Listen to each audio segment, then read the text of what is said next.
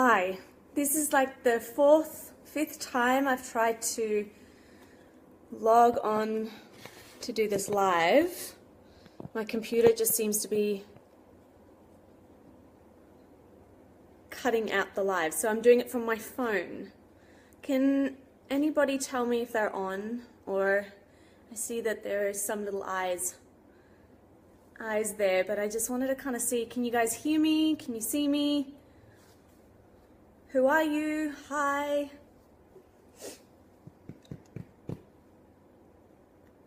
Phoebe. Hi, Phoebe. I have not yet met you, but hello.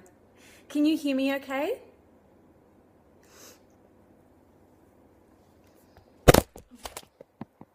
Yep, all good. All right, brilliant. So it's going to be a little bit different now because I had my computer all set up with visual onto my mat, but we're just going to have to run with it just on my phone.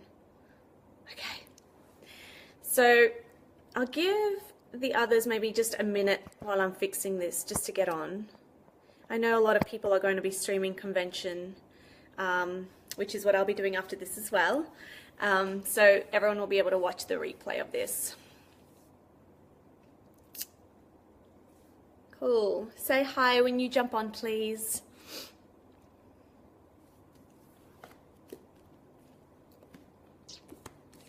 Hello, hello. We need some hold music.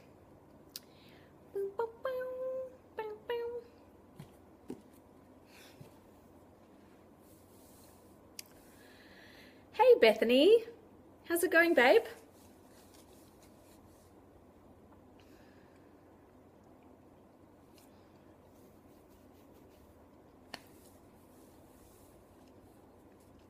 All right, 6.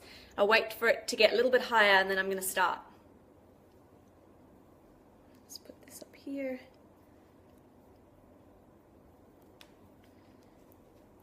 Live gala stream. Oh, yeah, it does.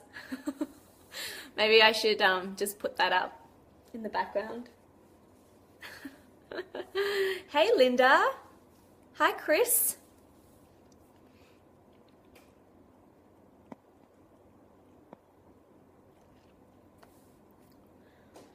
So welcome to my home.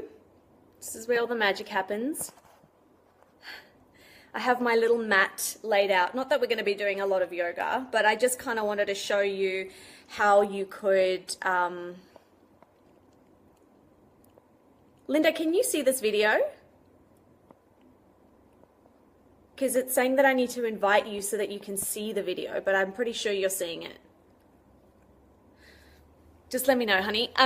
Yeah, so I was just saying that I want to show you how we can use yoga or the principles of yoga to actually, okay, good, thanks, honey, to nourish the body and look after the body as opposed to it being something about getting into these pretzel-like movements, you know? We see all these Instagram stories and pictures online and we kind of feel like that is what yoga is, and it really isn't.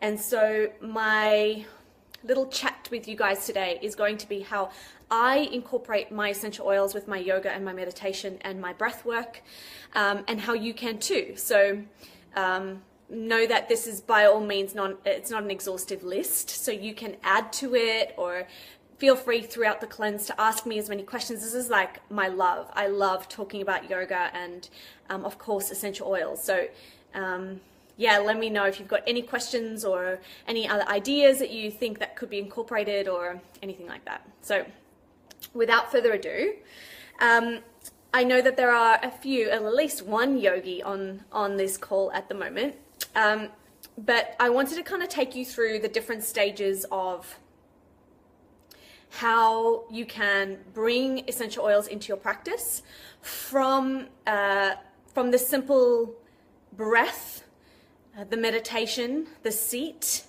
and then taking it into a practice and what that can do for us when we start to move the body. So to begin with, like I mentioned before, yoga is the practice that we in the West know as yoga. The poses is called asana. And so all of this terminology is Sanskrit, which is like a yogi language. Let's just call it that, right? And so asana means seat, which means in translation, the pose itself. And as we're practicing yogasana, so yoga poses, it's important to remember that yoga in itself has another meaning altogether, and that is to bring union with the self and the innermost being, you know, whoever you call that innermost being. So it could be, you know, your soul, your inner self, God, Allah, whatever it is that you believe. Yoga is non-religious, so it is a spiritual practice that actually brings you back home. And that bringing back home is bringing back into yourself. And so the limbs, there are 8 limbs of yoga as philosophy states. And the yogasana is only one part of it. And then, you know, there are a few others. And the others that we're going to be talking about today is pranayama, which is breath work. That's another part, and meditation.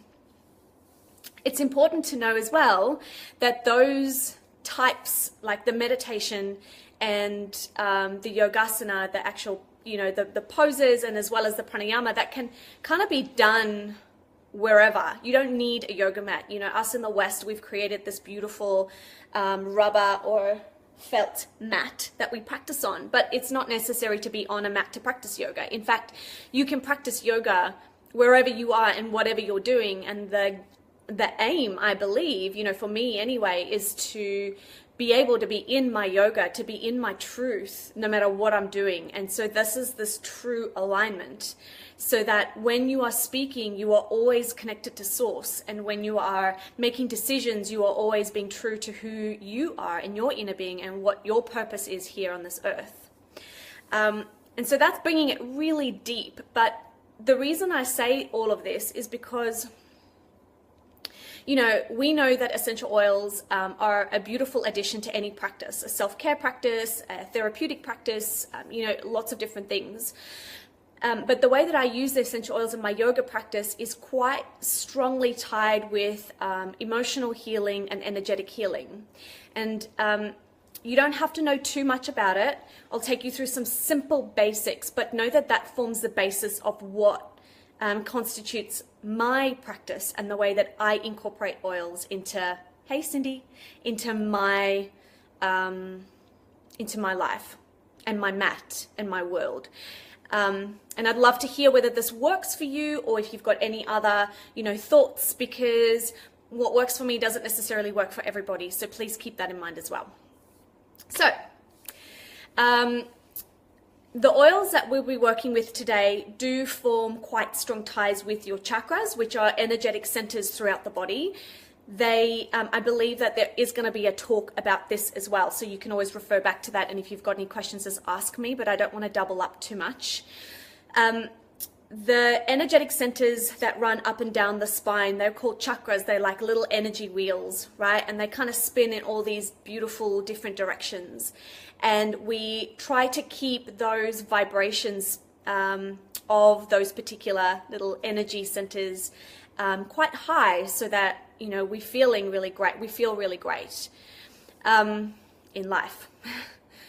The other thing is that these energy centers are closely tied to organs in our body.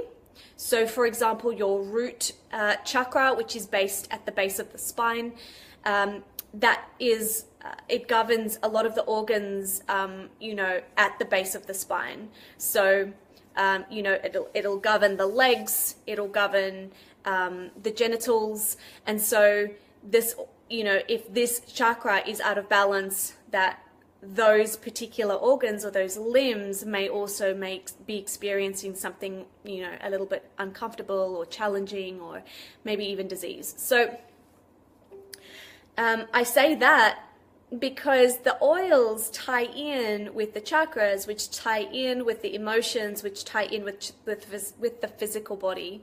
And the practice of yogasana, as we're going to be talking about it today, is about the physical body, but know that it goes so much deeper, and that everyone's experience of those things can be brought back to their own emotions and the way that they're feeling and the way that their energy centers are spinning. So with that in mind, we'll talk about grounding ourselves. So how do we ground ourselves in our seat, in our meditation seat, in our breath, and in our yoga practice. And so oils that are very grounding are going to help with that. Because yoga in itself uses the legs quite a lot, this is a grounding practice. It's bringing us back into our physical body, which is part of being grounded. We're on earth, we're touching the earth, we're being grounded and rooted into the core of the earth, right? So we're having a physical experience.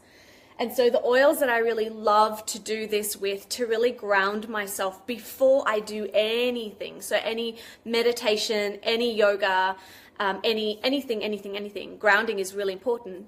The oils that I use are Balance. So I also use all of my wood oils. So I have Balance, I don't know if you can see, Balance, cedarwood, frankincense, yeah. So these beautiful oils are super grounding, and the way that I would use them in my practice is that I would just simply inhale them. So for those who are new to essential oils, if you have an oil with you, please feel free to join in. You would take the oil, pop a drop into your palm, rub your palms together, and take a deep breath in.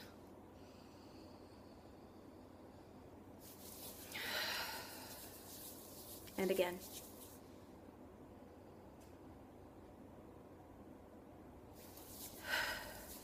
Yeah. So this is a really beautiful way that we get to ground ourselves aromatically. You could also pop oils on your feet, but before a yoga practice, don't put it on the soles of the feet, especially if you're diluting them, because you obviously don't want any oil on the soles of the feet when you're practicing.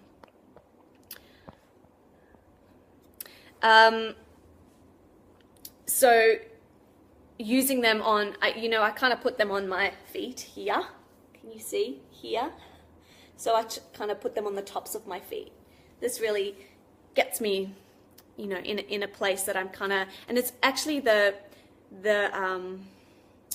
it's the action of intentionally grounding. So taking the oils and popping them on my feet where my intention is to ground myself. Feel free to let me know if you've got any questions. Just keep them coming, because then I can make sure that I cover everyone's questions and as we're going along. So that's the way that I would ground myself physically. Remembering that when you are practicing any sort of meditation or pranayama, which is the breath work, that this part of yoga is very much up here. So your meditation, you're focusing on your third eye. Your pranayama is all up in the face and through the throat. And so practicing grounding before you do any of those two practices is really important as well, because it doesn't really help that you draw all the energy up to the head without having grounded yourself first. You're a human being in a physical experience, so it's really important that you do that.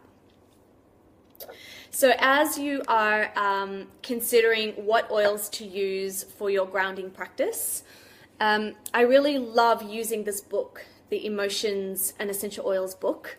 I've got quite a few emotional healing books, but I find this one as a quick reference guide really cool and really, really useful. And so as I am setting my intention for my practice, I will look through this book and figure out what it is that I'm trying to not achieve so much, because yoga isn't about achieving, but what is the intention I'm trying to set. And so, for example, frankincense being the oil of truth and light. If I'm looking to create that space in my life where I want to be more truthful to myself, if I feel that I've gone a little bit far from my truth, I bring myself straight back by using the oil of truth and light. So just kind of using this book, these resources that we have to find oils that are going to support your practice. That is one of the most beautiful ways that the oils can support your grounding and all the other practices that you have. So, all right, so how do you sit and meditate? What's the name of the book? It's called Emotions and Essential Oils. Can you see that? I think it's the other way around. It'd probably be the other way around.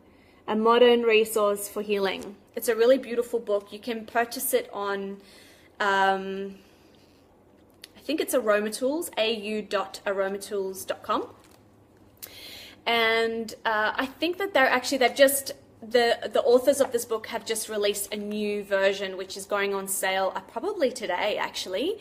And it's an updated variation, which has got a lot of the newer oils. So the Manuka, the Litsea, and all those oils that are newly added to doTERRA, they're going to include all of the oils in the book. So yeah, get that one. I'll send you the link. I'll pop a link down here below and you can order them from the US. So let's get into the actual seat. So considering that we're not all yogis and we don't have blocks, I thought that we would talk about props that you can use at home to help you sit in meditation. And so, as I mentioned before, my computer was really set up to show my mat. Can you guys see my mat here? But I had problems with the computer, so it's on my phone now. Okay, yeah, I think you can see me. So, 2 ways to sit in meditation. The first way is cross-legged. Now, we always see pictures of yogis just kind of sitting here in bliss, but I also want to make mention that not everyone's bone structure is such, and their body structure is such that you can sit in an external rotation of the hip, right, of the legs. And so I always make mention when I'm teaching that if this doesn't work for you, if this doesn't make you feel good and that you're not comfortable in this, then change it up, do something different. So the traditional pose for yogis to meditate in would be half lotus. So the one foot is drawn up towards the inner thigh and the other foot is on the ground. But another way is that you can have both your feet on the earth and just opening up. I find that a lot of people that have quite short hamstrings are not able to sit up on their tailbones. So, the flexion at the hip isn't as strong, so you'll find that you'll have quite a rounded spine. And potentially the knees will come up quite high. And what this does is it puts a lot of pressure on the hip flexors. And also it's really super uncomfortable because I'm using my muscles here to hold a meditation. And so to do that for 20 minutes is going to drive you insane. So the best way to find your meditation seat is to stack your joints. So for me, having my shoulders over my hips is no problem. But personally for me, external rotation of my hips for an extended period of time is just not comfortable. So there's 2 things that I can do. I can elevate my hips, so draw my hips higher than my knees. And quite often, even seasoned yogis who meditate every day may find that lifting the hips up anyway is a really nice way to take the brunt off the physical sensations in the body when you're meditating. Because meditating can be challenging enough as it is, so you don't need to add anything more to it. So popping 1 or 2 little cushions down, sitting down on the cushions. Do you see how my hips are slightly higher than my knees? And so you could stack as many cushions as you need up, right? The second way is to, the first without any props, is to sit on your heels. Yeah, you could sit in between your heels. So you get your butt all the way down. But you could also use a cushion in between the knees and the heels. Yeah, this is really nice. Or another way is to put a cushion in between your legs. So I'll do it from the front here. So you'll roll up a little cushion and you'll sit down on the cushion. So from the sides, you'll see it's not actually on my heels at all. It's directly on the ground. And so this is a really beautiful meditation seat. And so you can see that my hips are now still, my shoulders still stacked over my hips. The minute the shoulders are pressing back, you find that there's muscular work here, and so you always want to try and keep everything stacked.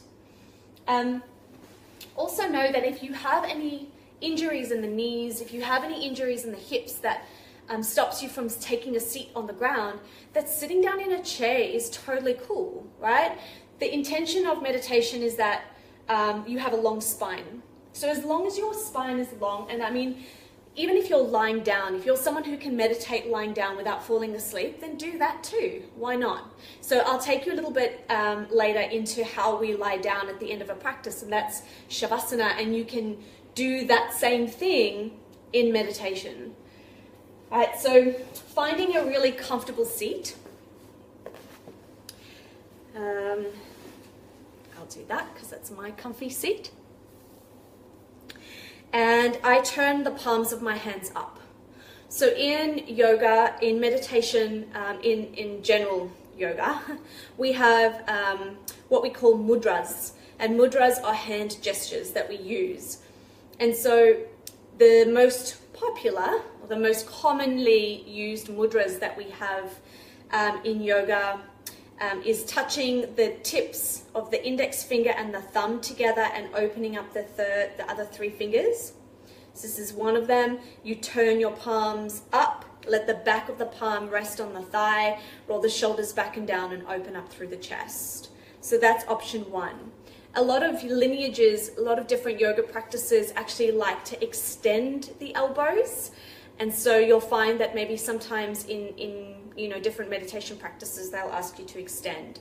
But for now, I want it to be as comfortable and as simple as possible for you. And so just having the palms up. If having the fingers touching is a little bit of a strain, you can always just keep your palms up. Don't worry about holding any sort of mudra, just keep the palms up. Traditionally, you can tell I really love this subject, I can't shut up about it. Traditionally, turning the palms up means that you're looking for some guidance and some inspiration, and so you're in a gesture of receiving. And turning the palms down is when you really need to quieten the mind and go within. Even though they're very similar, there is a difference in how you're feeling. So I need some lifting, I need some inspiration, I need a little bit of something, something. I've had enough, I need to calm the farm and I need to just relax. Right? So these two things not so much change the meditation, but it's an inquiry. So the whole of yoga and the whole of the yoga practice is an inquiry into how you're feeling. And, going into a practice, you're always asked, how do you feel today? And if the teacher doesn't ask you that, it's your job on your mat to do that with yourself. How's my body feeling? How does my mind feel? What do I feel emotionally? What is bugging me? Where am I at? And so the first few moments of your practice, whether it be a meditation or whether it be pranayama practice or whether it be an actual yogasana practice, is to tap in and to figure out what it is that you need from your practice. What is it that's brought you to your mat? How do you feel? And so you start this journey of becoming the witness. And this is what the whole yoga practice is about. This is what meditation is, and this is what breath work and everything about the three limbs of yoga we're talking about today is about becoming the witness to the way that you feel and what's going on within. Because it's from this place of being the witness that you stop being so reactive to life, Have you ever found that when you kind of just jump out of bed and off you go and you haven't set any intentions for the day and you haven't taken a moment to kind of figure out what it is that you're looking for from your day or from your life in general, that you're very reactive. And so being the witness kind of allows you to take this step back where you get to just kind of observe what's going on and make decisions from a place of non-reactivity, from a place that is non-emotional. So this is what it is for me. So I've grounded myself, right? I've taken a couple of moments to sit in my seat. I've rubbed my palms together. I've taken a nice deep breath. Maybe I've put some essential oils on the soles of my feet and I've sat in meditation. And then the next part that I'm going to go into is pranayama, which is breath work. And so I'm going to do this a bit closer here. Let's go closer here. This is one of my most favorite pranayama practices. It's called Nadi Shodhana, which is alternate nostril breathing. The word Shodhana is a Sanskrit word for cleansing and purification. So the idea is that you are breathing in through the left and the right nostril, not at the same time. And not only are you balancing your left and your right hemispheres of the brain, the left and the right hemispheres of the body, the yin and the yang, the masculine, the feminine, you know, all that kind of stuff. But you're also purifying all the nerves. So by breathing in and out, you are changing compression between your chest and your abdominal cavities. And so by doing that, not only are you massaging all the organs around, you know, the diaphragm muscle, that kind of umbrellas around here, not only are you massaging all of these organs, but you're also accessing parts of your spine, if not all of the spine, because your whole body is breathing when you're breathing, and nourishing the nerve endings that kind of run along the spine. So it's very subtle, but it's an incredible breath. And there are different ways that you can do this breath. And I can't wait to show you. Let me put my hair up. So the first way is I'm going to show you how I use my essential oils with it. So Easy Air. I use anything that's invigorating to the lungs. So Easy Air, peppermint. What else do I have here? Eucalyptus. I don't have it here, it's actually upstairs. So, you know, eucalyptus, anything that's got a little bit of menthol, I use this to invigorate my lungs. And I'll do exactly the same thing. So before I use the oil, there are different ways that, and my nails look terrible. There are different ways that you can do this. Different yoga lineages teach the breath different, or teach the hand positions differently. The breath is still the same. So the practice of the breath is still the same. It's just the hands may differ. So I know with Kundalini, your fingers are lifted and spread quite wide. In, you know, other Hatha Vinyasa practices, you may use the index finger and the middle finger for the third eye. And so because I'm trained in Hatha Vinyasa, I'll teach you that way. So you'll take your index finger and your middle finger, you pop it onto your third eye, and you use your ring finger and your thumb to open and close the nostrils, right?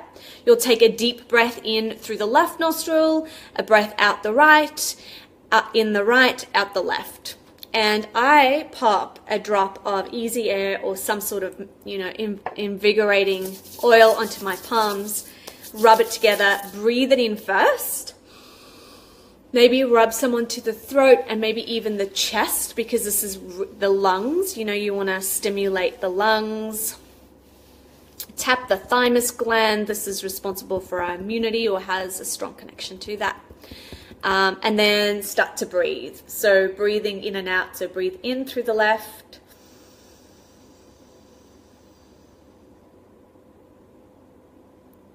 Out the right.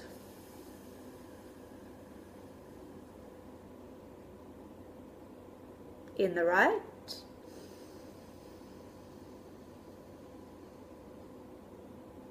out the left. And you would continue like that. So breathing in with my hands quite close to my nose, obviously I'm smelling it continuously, and I'm breathing and I'm breathing and I'm breathing. So I do that generally before a practice. Because I'm looking to wake up, to stimulate the body, to balance my energies before I move into a vinyasa practice or any practice. But if you are a little bit stressed out and you want to calm your body down, you breathe only through the left nostril.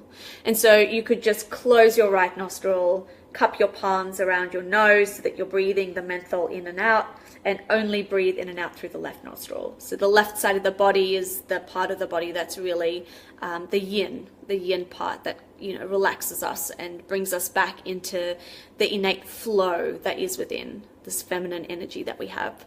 So if you're looking to calm down after a hectic day work, or you're at work and you feel like there's a lot going on and there's a bit of anxiety, this is a really good breath to use when just the left nostril breathing, when you need to relax and calm down. You know, some practices may suspend the breath at the top and at the bottom of the breath. That's awesome. You can do that if you want. It's just a contraindication for pregnant. That's okay, honey. It's a contraindication for pregnancy. So if you are pregnant and you're joining this cleanse, or you're watching this video, please know that there's no breath retention, so there's no holding of the breath if you are pregnant. We always want to keep that breath flowing. You're nourishing your baby. So yeah, that is pranayama. Was there anything anybody wanted to learn more about pranayama? Anything that you felt I didn't cover, or any questions you've got, logistical questions about how you would kind of go for it on your own?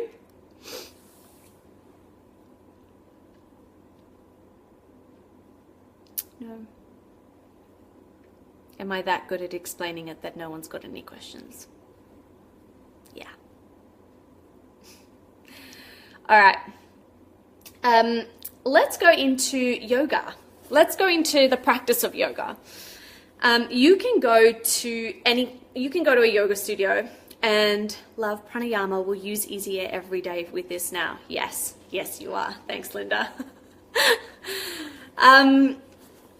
So you can go to a yoga studio and learn how to practice, right? I'm not going to teach you how to do down dog or child's pose. What I am going to teach you is some beautiful practices that you can do at home when you are looking for a bit more of a nurturing practice. So there's a lot of emphasis placed nowadays on working really hard and working the muscles of your body and practicing yoga for the physical the physical benefits, which is amazing because your body needs to be loved and nurtured and twisted and, you know, stretched and those sorts of things. It's an amazing practice for the physical body. But the other part of it is to really bring it back and nourish the body from a restorative point of view. So we've talked about how to ground. So this is the root chakra. When we sit in a meditation and the legs are cross-legged, this activates through the hips.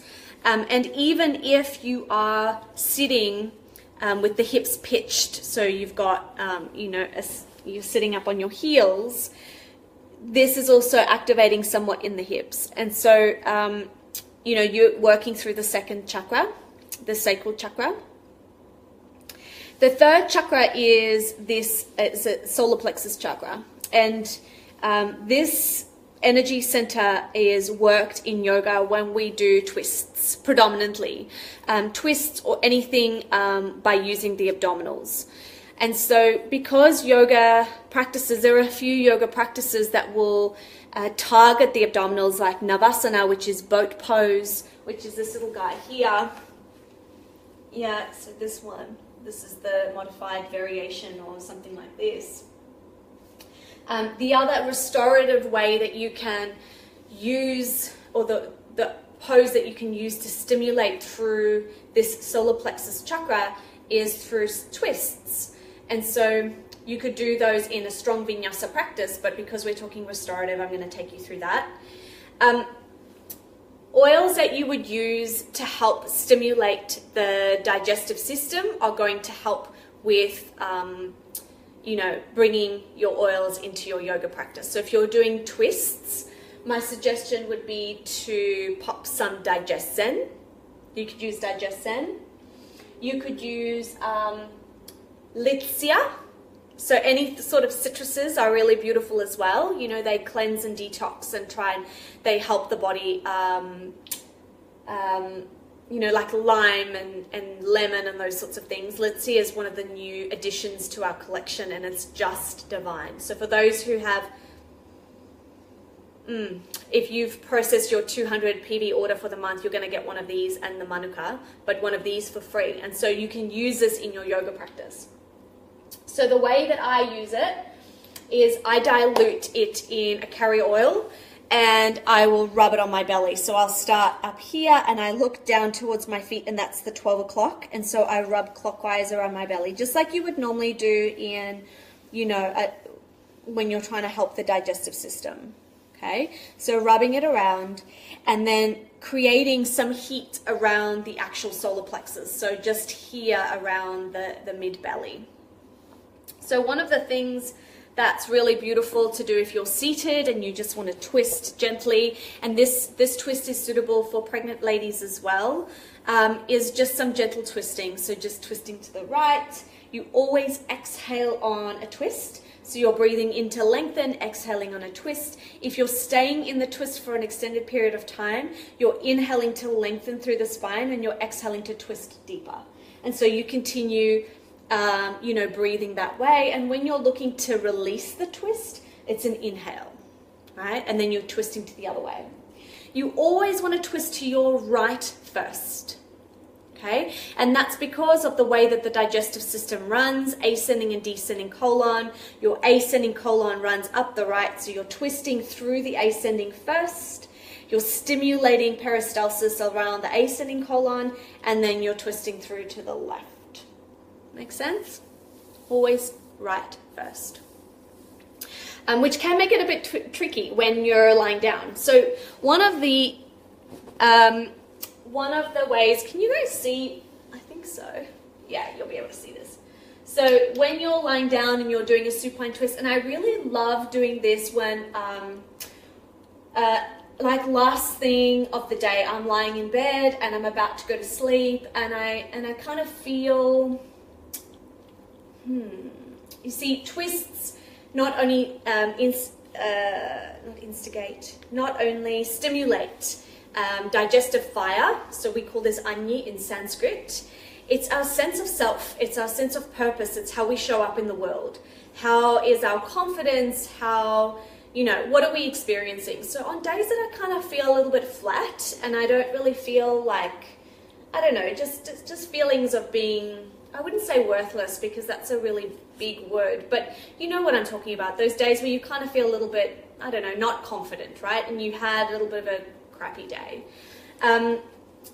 You don't have to have felt that way to do this twist, but I kind of find that it's really nourishing. So I'll lie down and I'll drop my knees to the left first to twist to the right, right?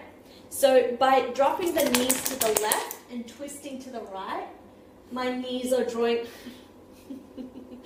hey buddy, my knees are drawing to the left, and I'm twisting in through the right side of the body, and then I will just simply move, Baba, move, move. And then I'll just simply drop my knees to the other side and look over to the left. So having the hips in alignment with the head is a gentle way to twist. If you feel you want a stronger twist, you can lift your hips up, take them to the right, drop your knees to the left and look over the right shoulder. This will create a deeper twist. And then you could do that the other way. Bring your hips in, shift them over to the left, drop your knees to the right and look over your left shoulder. Right? So this is a really beautiful restorative way to support the body. I know that a lot of us don't actually feel that a twist is comfortable. And so if you find that you need some support, and I'll do it this way so you can see. If you need some support underneath the knees, you can drop a pillow underneath the knees. Baba. Or you could bring, no. Or you could bring a pillow in between both the knees. This is a really beautiful restorative way to get the twist in without having too much hip impingement and supporting the body with the use of props. So I'll rub some digestin. I've even been known to rub ice blue on my belly before twisting. It brings this beautiful invigorating feeling, this heating but also really nice and cooling into the belly, and then twisting. It's gorgeous, really nice. I know Marvin, he loves practicing with me. So that's coming into the solar plexus, right? So this is really restorative.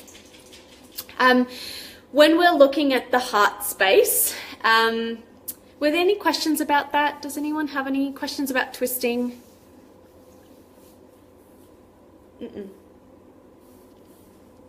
Any twisting questions? No. I'll just continue, and if there are anything, just let me know. Like, you always want to think that this twist is, you know, if you've got digestive discomfort as well, it's really going to help you. So not only emotionally, but also physically, obviously. So the heart space, obviously here, and the arms are strongly related to the way that our heart chakra is kind of working or not working. So lungs, heart, arms, this is where everything kind of, you know, this is where you give love and you receive love. And so to stimulate this part of the body, you know, we've already done our pranayama, which is our breath work. In yoga, you're going to use your breath all the time.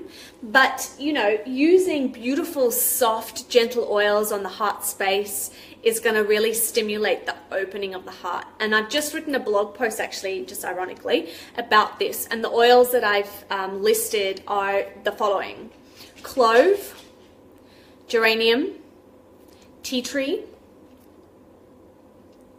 thyme, and peppermint. And they all relate to healing a broken heart. And so you don't need to have a broken heart to heal it, but there are ways that you can use the oils to lift the vibrations of this heart space or this energy center so that you're, you know, receptive and open. And so the ways, just a word of warning with the clove oil, it's a very, very hot oil. And so this is, I wouldn't recommend popping it directly on your skin. I would always, always, always dilute it, and dilute it more than not. Does that make sense? So less is definitely more with this little guy. By looking in this beautiful book, we know that clove is the oil of boundaries, physical boundaries. So you would use clove oil if you have, you know, if you're experiencing an issue with someone or something in your life that is in the physical realm. So you find that someone's not respecting your boundaries, or you find that maybe you're not being very vocal with what it is that you need from someone or a relationship. And so you would use clove oil for that kind of physical boundary protection.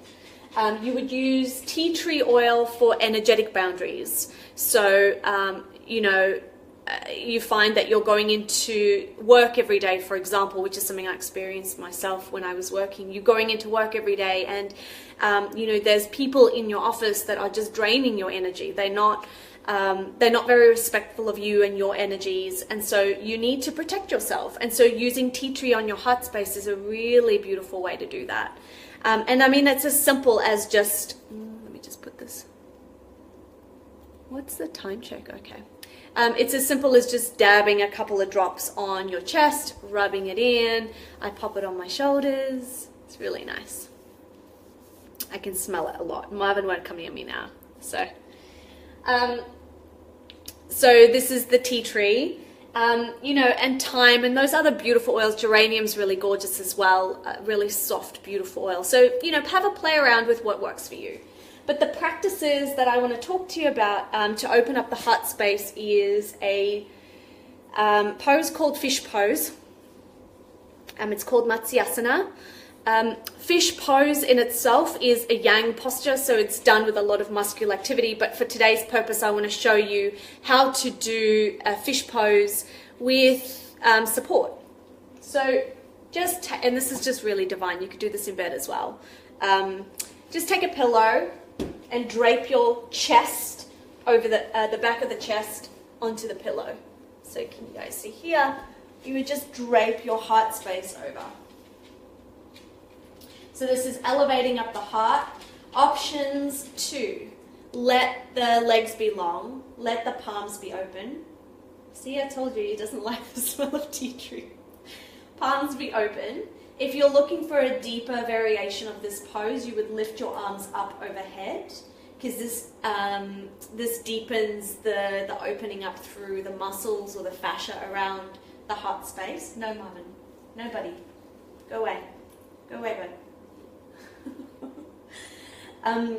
And so, you know, if you're able to lift the feet up whilst you're doing this, so you've got either the feet up against the wall or up against, you know, the headboard or something of your bed, and just allowing the heart space to open here.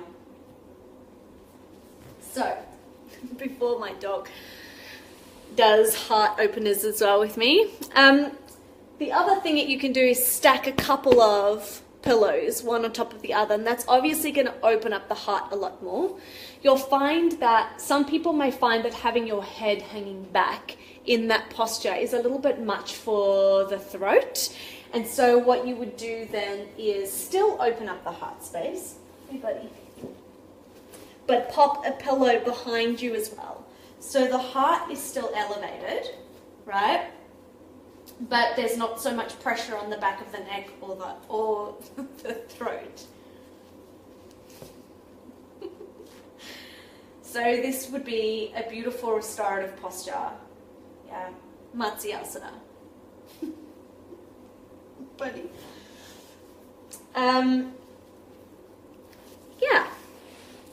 So, when you're doing energetic work through the heart space, it's very important that you breathe, right?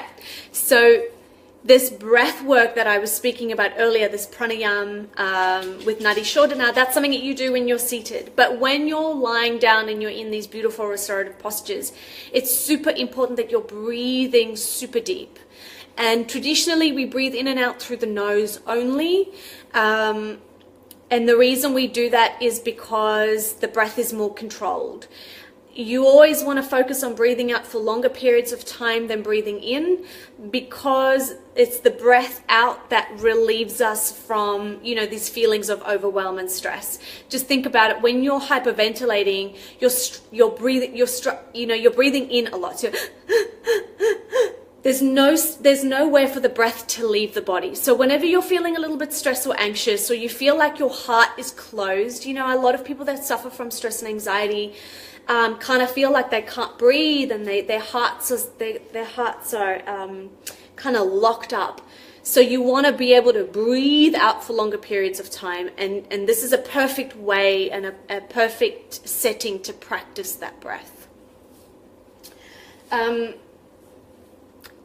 So generally when we're working with opening up the heart, yeah, it will start to open up through the arms as well. So having the arms above the head, you know, those sorts of things. Any questions about that so far?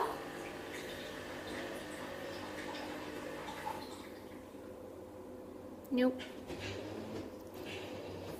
Okay.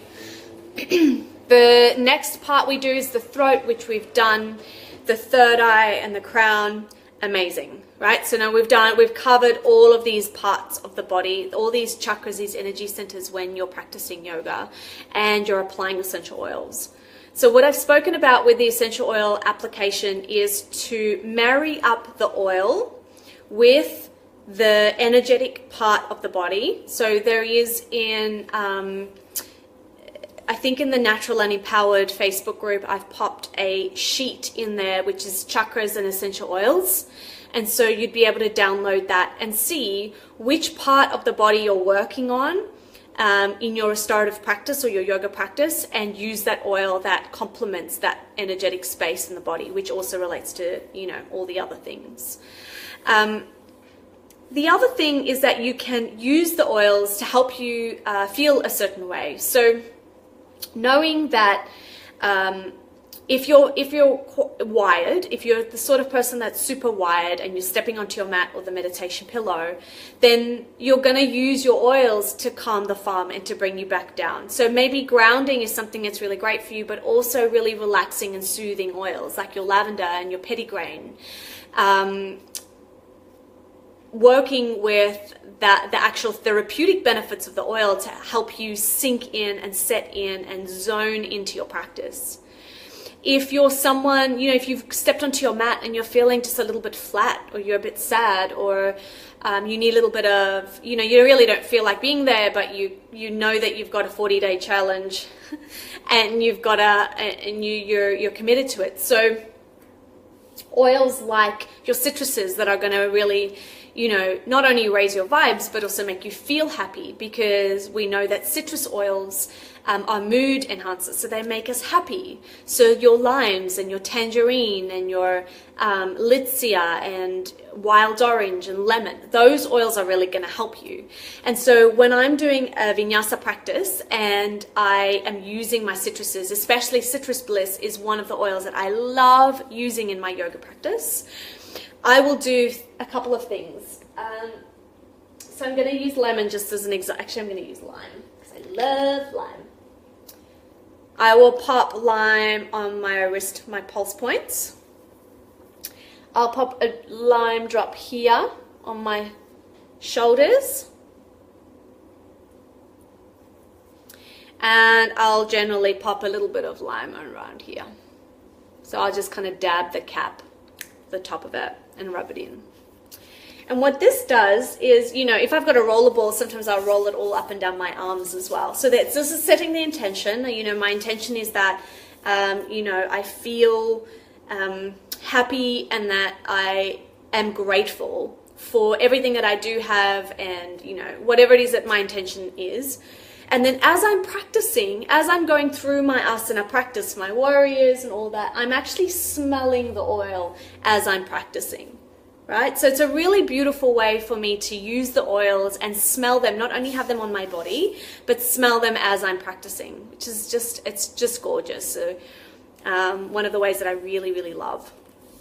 The other thing that I do quite often is that I have a beautiful mat by Yoga Mat Co. It took a lot for me to change from jade mats. So jade is a type of yoga mat. It is beautiful yoga mat. So, either of these are gorgeous. I'm not affiliate for either one of them.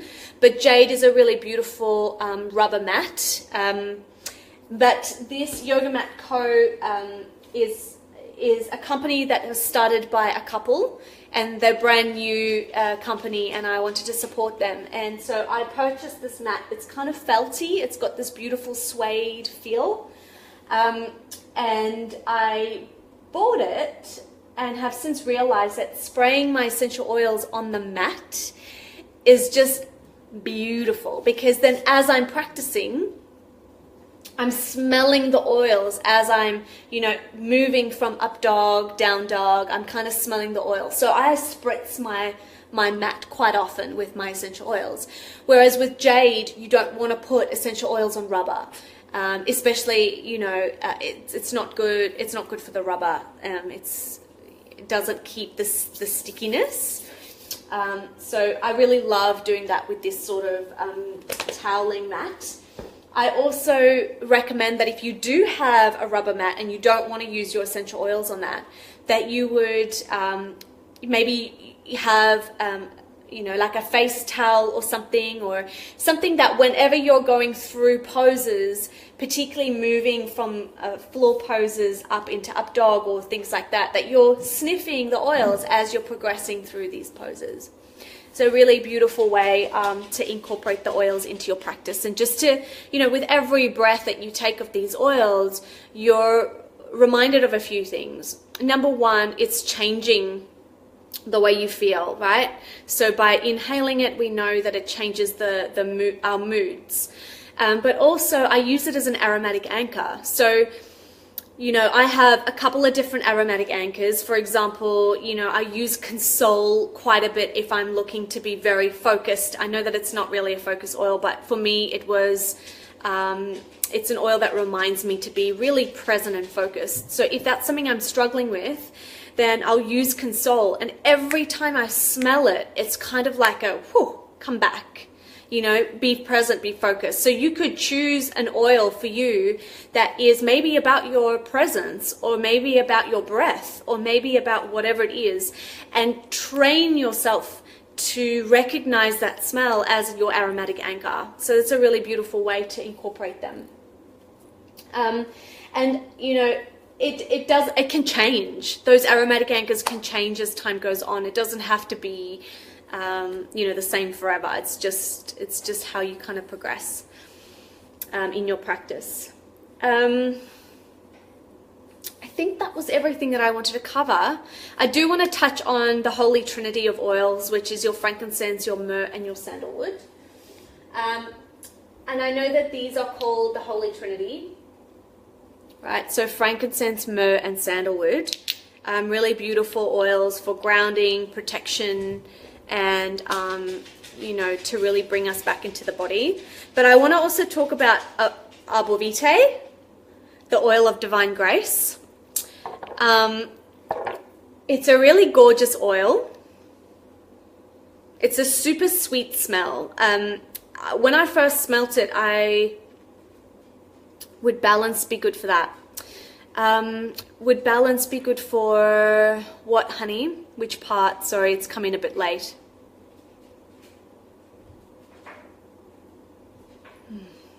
Boom.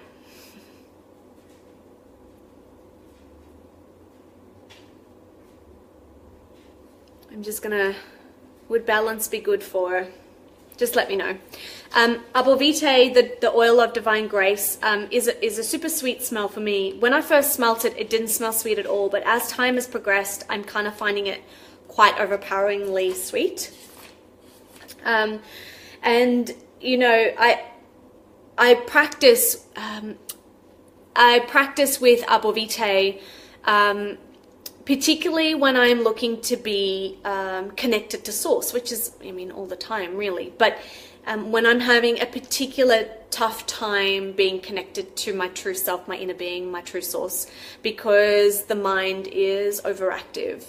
And this has worked for me, may not work for you, but the divine grace is in my mind is to let go of the struggle and to trust, and to be in a place where everything is as it should be. Everything is perfect the way it is, which is the practice of yoga, right? The practice of yoga is acceptance. And even though we work hard to achieve things and to move through periods of our lives to get to other states of bliss, it's very important to always be super accepting of where you're at and know that where you're at is perfect.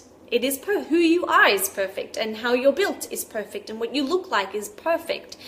And this is the practice of yoga. It's this complete self-acceptance and trust that you're in the right place at the right time, which is really what arbor vitae is. And, reading from this book by Daniel MacDonald, the positive properties of arbor vitae, they just get me right here every time I read them. It's peaceful, surrendering, grounded, allowing. That's just such a big word, allowing. We can strive and push and make things happen, but unless we are open and receptive to allow them to happen, i.e. not self-sabotaging ourselves, then we allow for these things to actually come to us and for us and work with us. So this oil is of allowing, and it allows us to be really super relaxed and graceful, grace-filled, effortless living, trusting in divine grace. And so I really wanted to mention arbor vitae because it's one of the oils that we don't talk about ever. It doesn't really come up much, but I have this in a rollerball. Where is she? Oh, here. My little A. And so I use arbor vitae all the time. I've diluted it quite a bit actually. And I've put some cinnamon in it, some coriander or cilantro, and I've put a couple of other beautiful oils in here. But you know, the main thing, arbor vitae. It's beautiful. Rubbing it on the occipital bones, around the chest, pulse points. This is beautiful. So would balance work to keep you grounded for practice? Yes, absolutely. Yeah. Yeah, balance is really, really beautiful, juicy oil to be used for your practice. In fact, I know a lot of yoga studios that blend the oils that they really love with balance, because blending oils, you know, you want to have a base note, and balance is that. It's a really beautiful oil. So, how are we going for time? I think we're, I don't know what I just did there. Anyway, I think we've kind of gotten to about an hour. I mean, I could talk about this stuff forever, but I'm conscious of your time as well. Please ask questions, pop questions down. I may have forgotten something. I'm not going to script. I'm just kind of ad-libbing here. So if there's anything that I've forgotten that you want me to add in, I can pop into the group at any time to do another live if you want. And so I'm so grateful for the opportunity to have shared this with you, because you know, practicing with essential oils will change your life. It will change your practice. And it also brings you into a state of presence. There's so many advantages of using it. So spritzing it, rolling it, breathing it, popping it on mats, popping it on bodies, popping it on feet, popping it on energy centers in your body, whatever you need, the oils will definitely help and support you. And so, yeah, mwah, thank you so much for joining me, those who have, and those who are watching the recording. Feel free to ask questions. Please tag me in those questions, because I don't scroll through Facebook, so I need to be tagged in order to respond. Other than that, mwah, see ya. Oh, what was the felt mat brand? It's called Yoga Mat Co. Yoga Mat Co. They're a new brand. Really beautiful couple. You know, I've done a couple of essential oil workshops or just some stands with them, and so they're really nice. Yeah, and I love it because, I mean, look, my practice has changed somewhat from being quite yang and quite sweaty to a practice that is quite soft, and so this mat serves as both. So when I'm lying on it and I'm not sweating, it's just such a gorgeous feeling. And when I'm sweating, the felt or the suede absorbs the sweat, so it's really good. It's a really good little, not saying jade isn't good, because I really love jade. You can tell I'm having a problem with this still, but but it's a beautiful mat. So all right, thanks guys, see ya, bye.